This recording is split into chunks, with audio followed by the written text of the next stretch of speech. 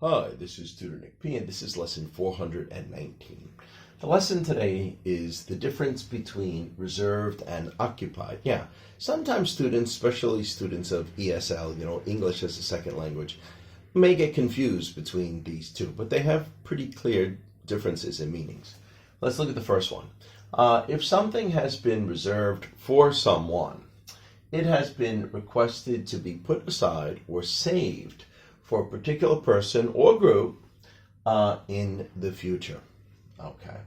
If something is occupied, it means it is presently being used. So somebody's using it right now, right at this moment, is busy or is unavailable due to someone using it. All right, now I'm also going to give you this meaning because in case you use the word occupied wrong, somebody may mistake it for the second meaning here of occupied.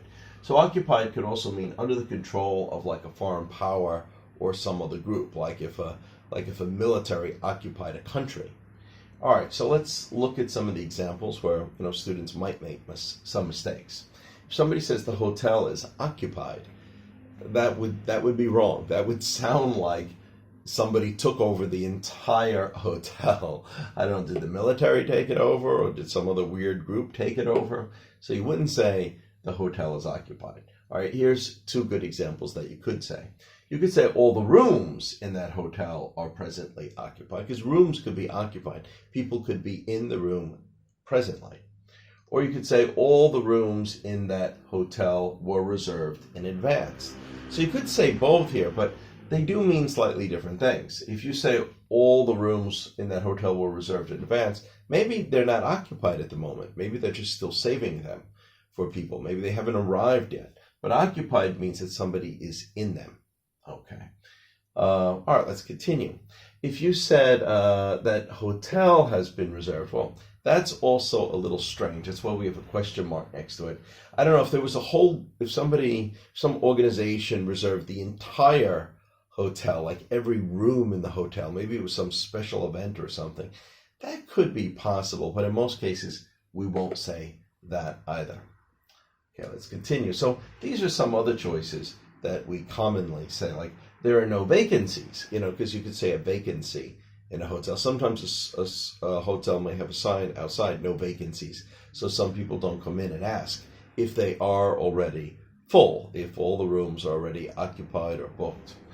All right, the second one here, that hospital is completely occupied. Again, this would sound strange. This sounds like maybe somebody took over the hospital, or a military or some other weird group took over the hospital. But this is the way we would usually say it. We say all the beds are occupied in that hospital. Yeah, usually we talk about beds mostly because especially the average person, they usually share rooms with other patients. So we usually talk more in the sense of beds. You could say there's no private rooms available in that hospital. It is possible. Some hospitals do have private rooms that usually a patient has to pay a lot more money for. It could be.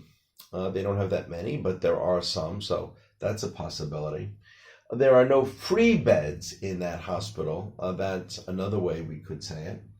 Okay, I'll come back to this one though. Let's look over here. This is ways that we might make it mistake another way. Like we would never say that stall is reserved, or that toilet stall is reserved. Nobody reserves a toilet stall. So you could say that toilet stall is occupied, means somebody's using it. Somebody's in there right now on the toilet. So that you would say that it's occupied, but you wouldn't say it's reserved. That sounds strange. Nobody reserves a toilet stall. That phone booth is reserved. Again, you don't say that. That sounds weird. You would say that phone booth is occupied, even though not too many people use that anymore because everybody's got cell phones now. All right, now it is possible that there could be situations where you could say either of these two. Somebody might say, is that seat reserved or is that seat occupied? Both could be said, but they mean slightly different things. If you say, is that seat reserved, it means somebody probably got like a ticket and they got their number is on it. That particular seat has been saved by that person. Then it would be reserved for them.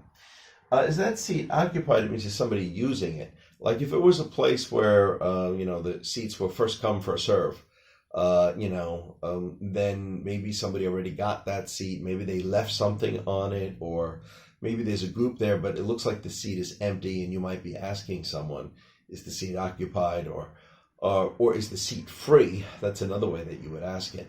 But that's what that would mean. Is somebody actually using it? Is it busy? Then that's what we mean. So both could be used, but they mean different things. Okay. All right. Now, of course, I gave this example down here because I wanted to give you a real example of occupied the other way. So we say the Nazis, under Hitler, the German military, the Nazis occupied many countries in Europe during World War II. So this is what we mean when they take over like a whole country and they occupy it. That's under their control. Okay, good. Another thing we could say, sometimes we could say a line is busy, meaning it's also being used. The line is connected, like a telephone line, but you would never say the line is reserved. That also sounds weird too. Unless it was a special line, like just for the president or something, but we don't normally say that. Okay, anyway, I hope you got it. I hope it's a lot clearer, the difference of how we use the word reserved and how we use occupied. I hope it was informative. Thank you for your time. Bye-bye.